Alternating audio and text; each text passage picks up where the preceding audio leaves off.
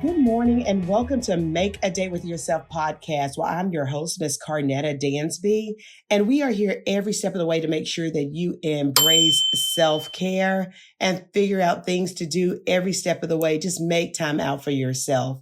We are so excited this morning. We welcome Miss Stephanie Pierce, who's a known chef.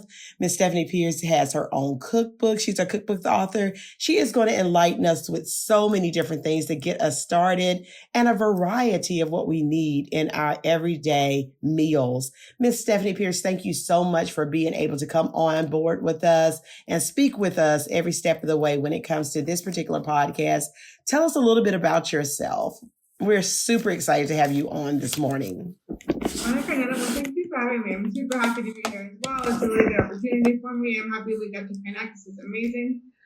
So I'm originally from California, and I grew up in the Bay Area with like a very food-heavy emphasis in my household. And alongside that, I ended up developing bipolar disorder as well as dyspraxia growing up. So I was during culinary school and later on. Of course, I felt those challenges just because if you've got bipolar disorder and dyspraxia, you're in the professional kitchen. You're combating things like mood swings, like being clumsy, like having difficulties communicating verbally, et cetera, et cetera, et cetera. So that was sort of quite a significant aspect of my life as a chef.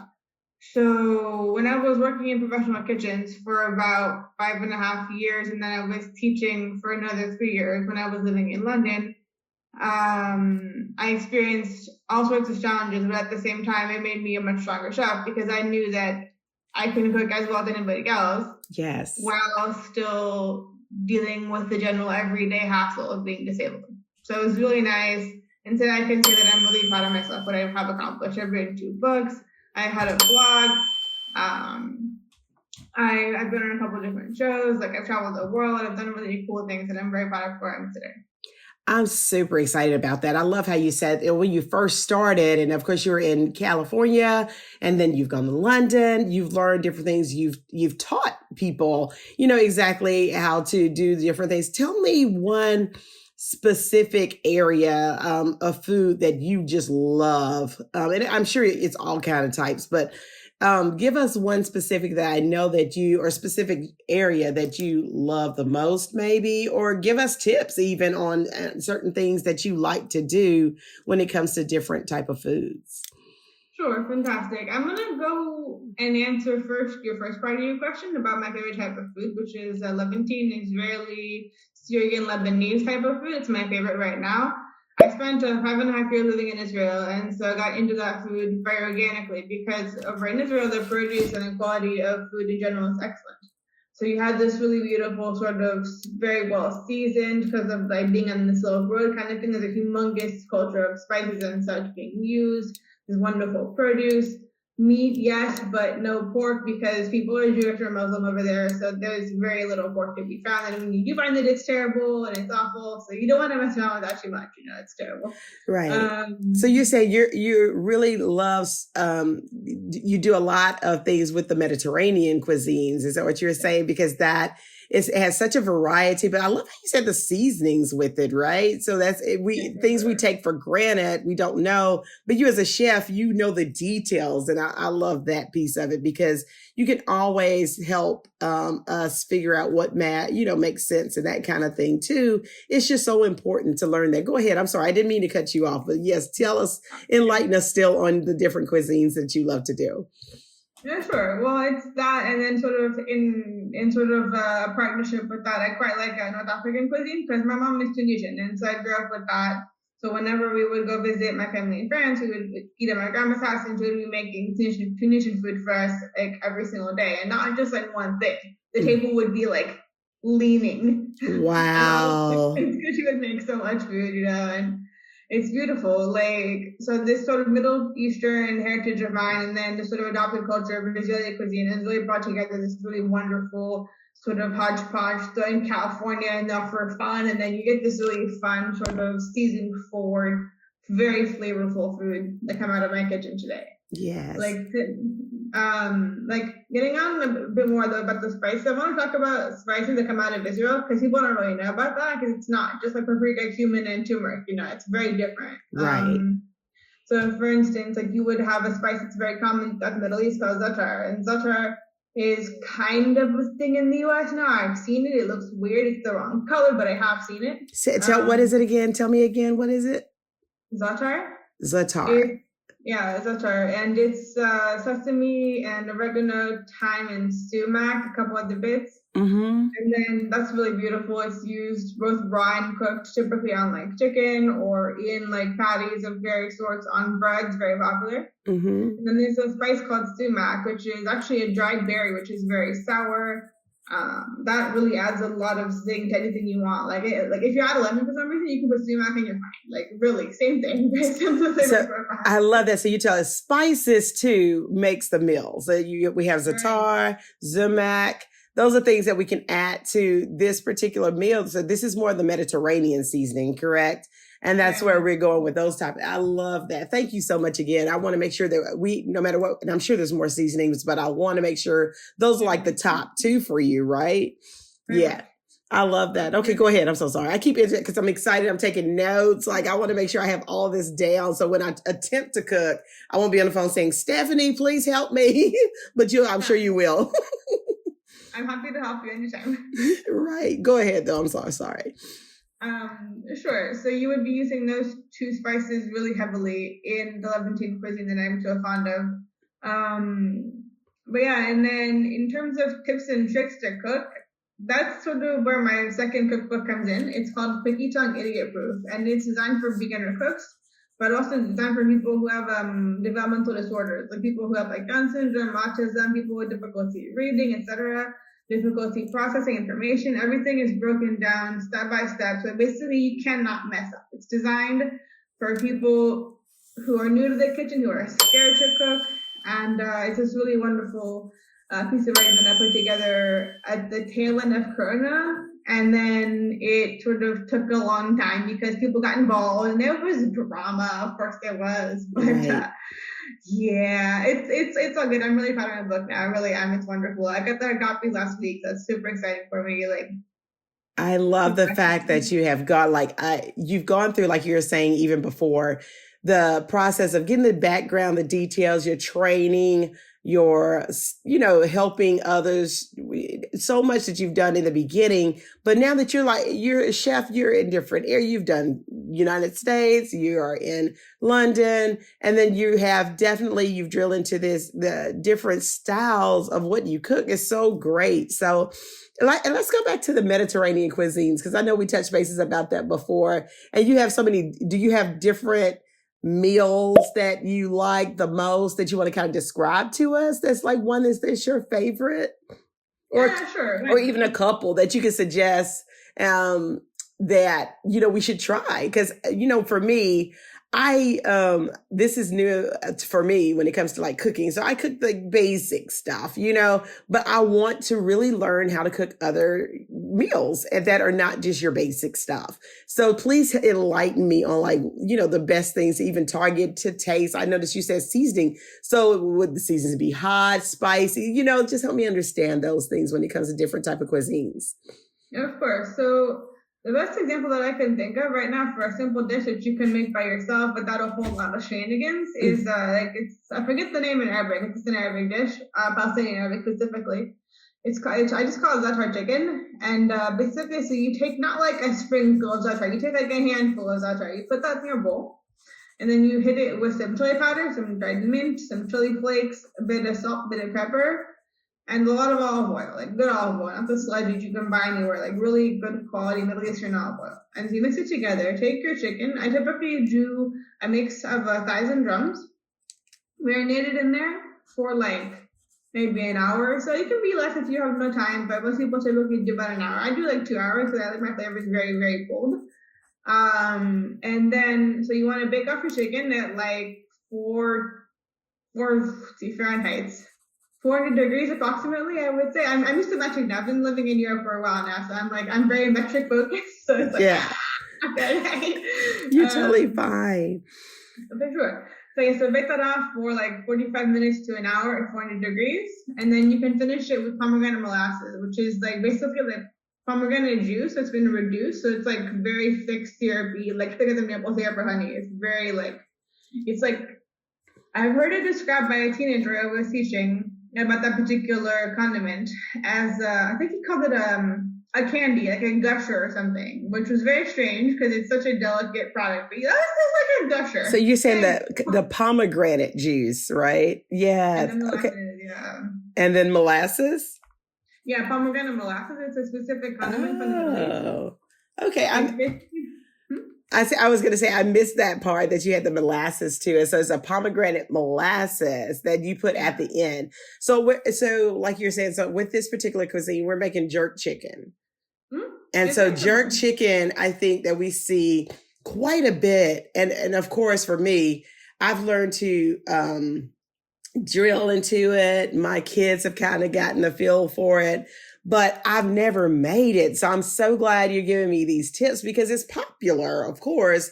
But when you want to learn to make different items, as we talk about, I want to get to a point where I'm cooking more. And I'm sure many of our listeners want different things or different ideas. So I'm so glad you're embracing us with that. But when you think about different types of meals, the jerk chicken is huge. I'm sorry, I didn't mean to cut you off again, but I love that you're saying even just whatever piece of chicken you want, you do drums, but it's just the basics, but you marinate. Can we go back to that piece of it? So when you're marinating things for like, you said maybe an hour or 2 hours, that kind of gives it soaked in flavors, correct? So that helps the seasoning get in deep, make sure that the drumstick is ready and prepared before it even bakes. So I love how you put like every step. You even mentioned like mint and different things, and of course your famous sumac, is that right? Za'atar. Say it again, I'm sorry. Za'atar, that's right. Okay, za'atar. I'm so sorry about that. So a lot of the za'atar, like you want like literally a handful for like 5 to 6 people with the food. Like a good handful, like a man handful, not like my tiny hand. That is so neat because I love, like you're saying, I think when you think of different types of chicken, I'm glad you started with that. You think of different types of chicken, that particular one is seasoned so well no matter where you go. So I'm sure you have yours outstanding, So I love that you're giving us tips with that piece of it because many people wonder how to cook different items, and I'm sure they can get that in your cookbook too. So we'll mention that again at the end. But it's just so important to try different things. So I love that you're giving us tips with that, with the chicken, the jerk chicken. That's so important. But go ahead. I didn't mean to cut you off. I got excited about the seasoning and the jerk chicken. I was like, wait a minute. I want to make sure I'm getting this in my head. Okay, go ahead. It's not so much jerk chicken. That's a different thing. Za'atar chicken is the name of the recipe. Jerk chicken is really cool as well. I had a background in Jamaican food. I was dating somebody for a while who was Jamaican. And so I learned about his cuisine, and that was fun. Spicy. My taste buds exploded so badly when I was doing Jamaican food because it's so violent with Scotch bonnets and all those insane chilies that they like to use out there. It's beautiful. It's really nice, but it's I was about to say, like, spices are different. So when it comes to so many different recipes, that's why I was going to ask you, like, so this particular recipe that you're giving us is not as like a spicy. That's what the name of this is called, but it's still like a level. So, here in Nashville, I'm just gonna give you an example. Here in Nashville, Tennessee, where I am, we're known for Prince's Hot Chicken has put a lot of places on the map, if you ask me, where it's called hot chicken. So when you think of hot chicken, it was like so spicy, too much, but it's great. So I love that you're even talking like seasoning and spices and those type of things too. It's so huge. So I was going to ask you about that. But this particular recipe is more mild leveled, right? Right. That you're giving us. It has like a little bit of chili, like chili flakes and powdered chili if you want. But you can skip it if you don't like spicy, that's fine.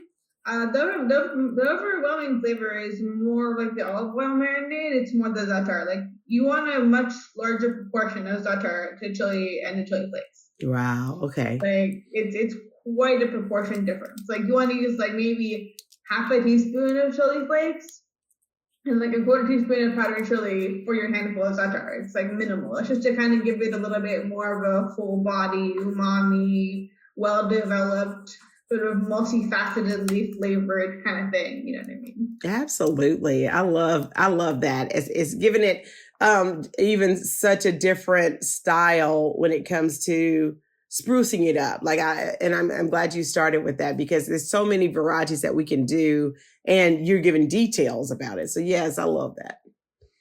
Mm-hmm. For sure. So this particular meal that we're doing, so you have your chicken. What else can we put with that, or do we need anything else with it? Help me understand, like if we're going to prepare a meal besides that. So we know that the chicken is going to be seasoned, and if there's more seasonings, go ahead and talk about it also. But then what else do we supposed to prepare with it? That would be my thing too. Like what matches, what goes? Is there green?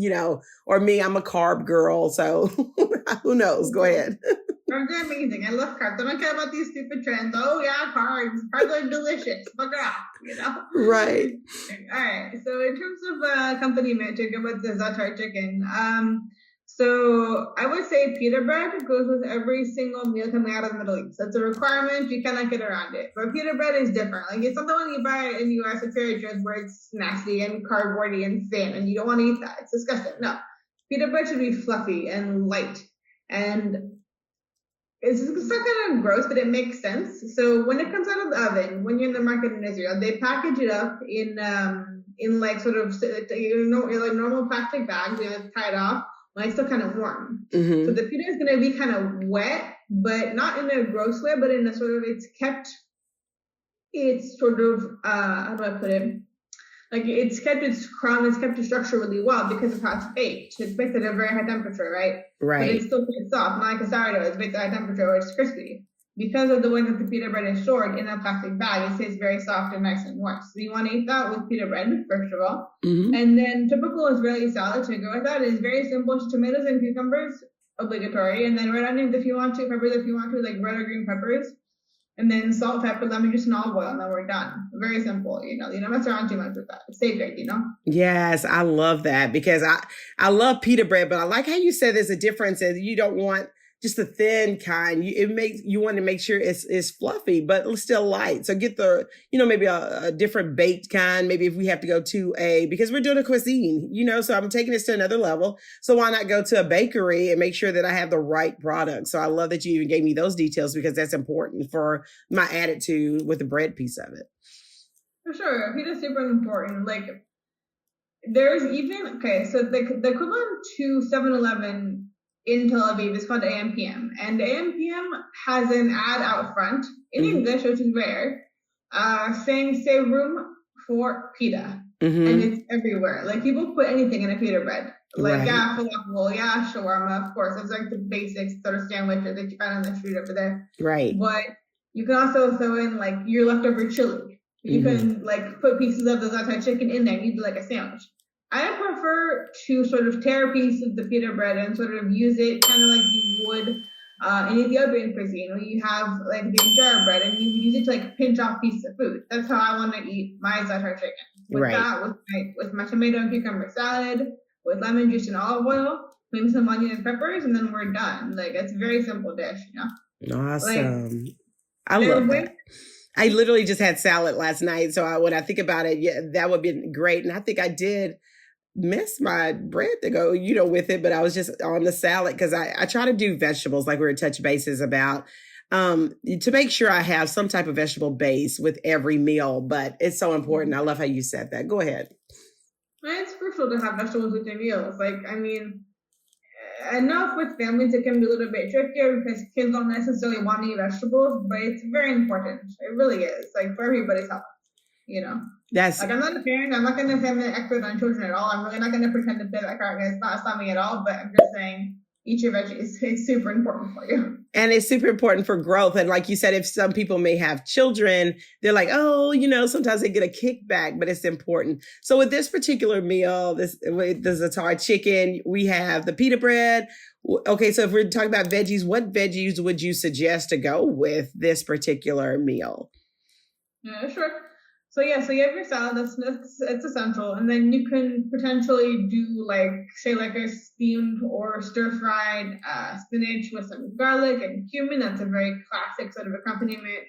Super simple. Just take a thing of garlic, take a couple cloves, chop them up, fry them up in a frying pan with some olive oil, and then add your greens, some spinach, or you can even use chard, collard greens, kale, whatever greens you like. And then you just stir fry them nicely with some cumin. A lot of cumin, not like a pinch, like a really enthusiastic bit of cumin, like at least half a teaspoon, I would say, at least. So cumin is the detail kicker to this particular vegetable, because you want to make sure that that's the seasoning piece. So we just need to make sure we're listening to that piece of it, because that, makes the spices, makes the flavor. That's your big kicker when it comes to the greenery piece of this particular meal, especially if we're doing, like you're saying, I noticed you even said kale. I love the variety. So you could say spinach at first, but then you could even put any green, because it's all about the seasoning that you put in at the beginning. So the cumin, you put that already in the fryer, and then you're adding, I love that, you're adding the greenery to it. So your spinach, your kale, whatever you like, to make it make sense. That's super neat and super, it helps, because when you think about trying to make something quick, I love how you said that too. When it comes to not taking a whole lot of time on it, sometimes people's time is limited, so that's why they eat out a lot. But that's very nice that you say that too, just helping with scheduling purposes. No, for sure. Like that's about greens. You can cook them really fast. Like I know that in the South, people do a lot of collard greens, and that's take a long time to cook. Yes. Fine, those are delicious. Those are really delicious. I love that very much. But that's not my cuisine. Like I can do it, but it's the kind of thing. I'm not a 3 hours in the kitchen kind of person anymore. Like maybe a few years ago, yeah. But now today, I'm much more into, okay, I'm a busy person. I need to make something delicious. Yes. So I'm gonna spend for 7 hours in the kitchen. It's fun, but it brings me joy, but also it takes a lot of time, and you have to find that balance. Very important. Right. So I love that. So besides now, I've limited to so I'm talking about vegetables and the meat. And then of course we said carb, like our bread piece, but is there anything else that would go with this meal? What else would you plan? You want to make sure that I'm thinking about the meal correctly. It's no telling, you may have something else too that you can enlighten us with. I'm sorry. I don't want to limit it to just, whatever, but that would be enough for me. But say you had something else like to go with it. You tell us. We can talk about dessert. That's always good. Yes. That's my favorite. Okay, fair game. There's a dessert that's really popular in the part of the world, in the Levant, called knafe. Knafe is this amazing dessert. It's originally, I want to say, using a specific cheese coming out of Palestine in a city called Nablus. It's like one of the main cities over there. And so it's basically you take this specific cheese. It's kind of like a hard mozzarella, but it's stringier even and a bit more refined. And honestly, way tastier, to be honest.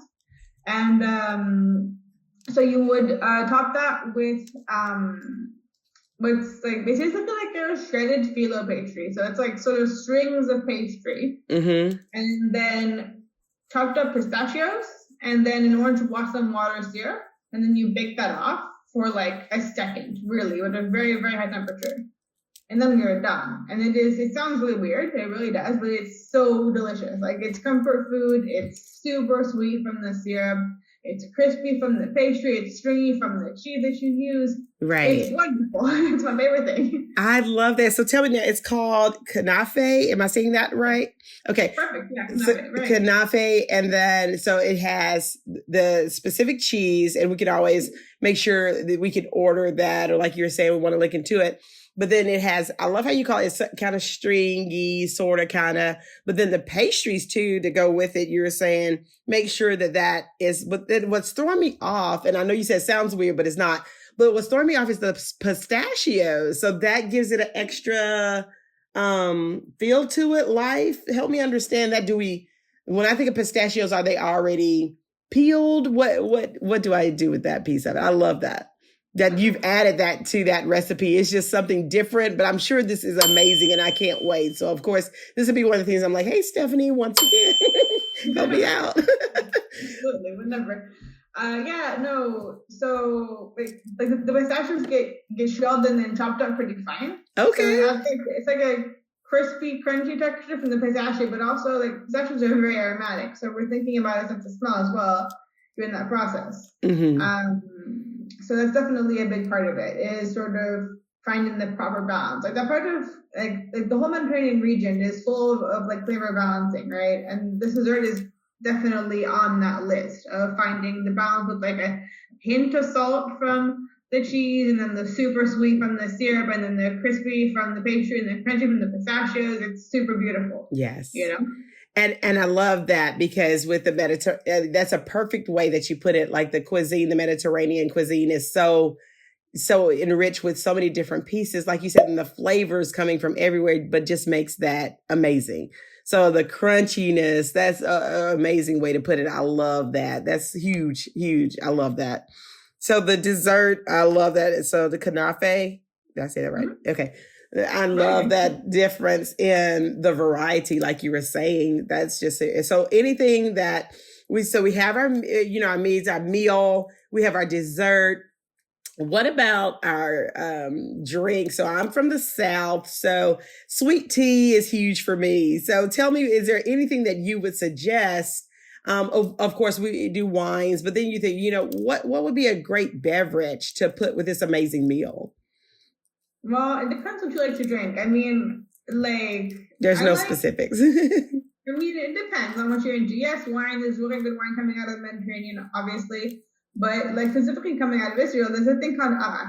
Arak is aniseed-based liqueur, or spirit rather, and it's very strong. It's like 35 to 40 proof, give or take, and it has a very strong flavor. So by itself, it's pretty intense. It's kind of like that same bite as tequila has, except for with the anise flavor, like the licorice flavor on the finish, right? Mm-hmm. So picture that first of all. It's intense. So typically, like if you're at a bar in Tel Aviv, for example, you'll get free shots of that, like small shots, but free shots from that like all night long from the server. It's great.